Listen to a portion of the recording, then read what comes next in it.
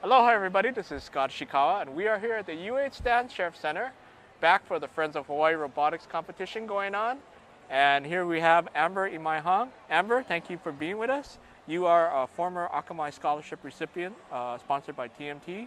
And talk about this, you're a volunteer here for this event annually, right? Yes, so I've been doing field power and scorekeeping for about 6 years now.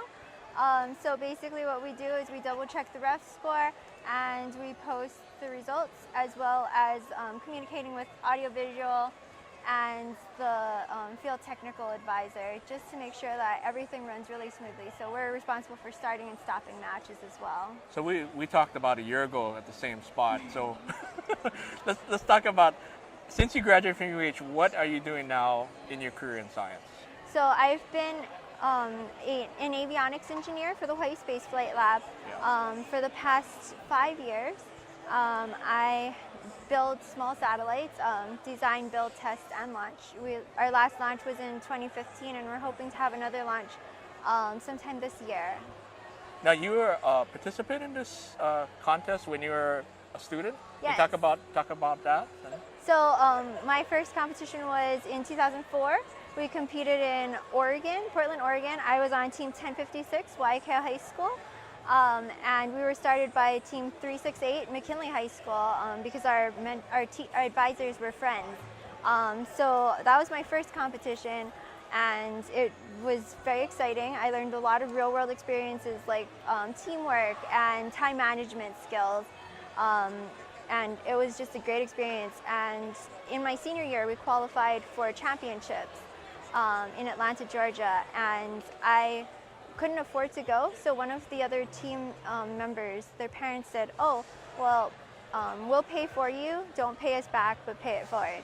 So since then, I've been volunteering as a mentor for 368, and I've been volunteering at these events. So this competition is more than just science, right? You said there's other work skills involved, teamwork skills. Teamwork, documentation, there's public outreach, telling people not just that you do cool stuff, but kind of what cool stuff you're doing.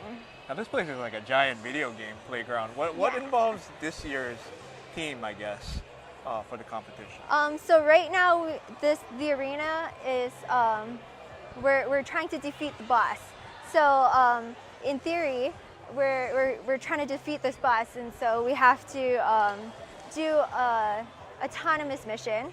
So each team has to cross this line and get the switch in their favor. But everything's randomized, so it's an additional challenge factor to it. Another thing that they have to do is score as many points as they possibly can. And they rack up points by putting cubes, these yellow power cubes, onto a scale behind you or the switch.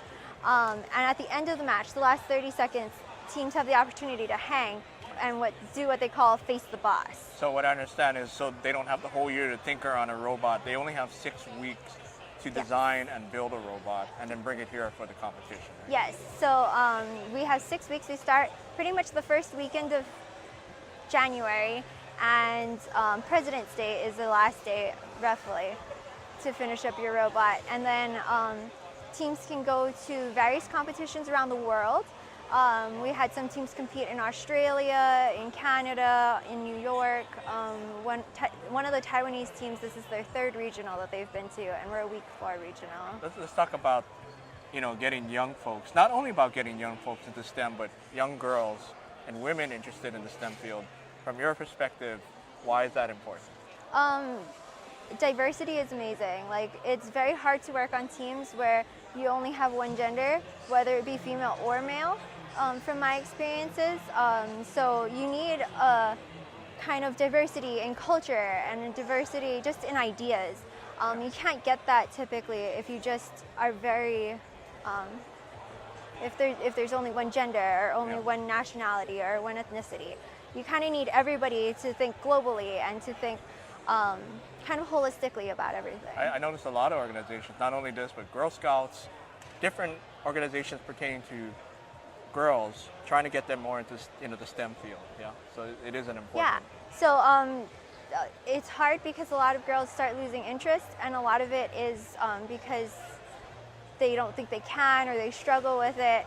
Trying to build that self-confidence is very hard, and so I know that seeing other girls in the field, seeing that they can succeed, is very helpful to young girls. So I try to be that role model, which is one of the other reasons I mentor McKinley's robotics team. Okay.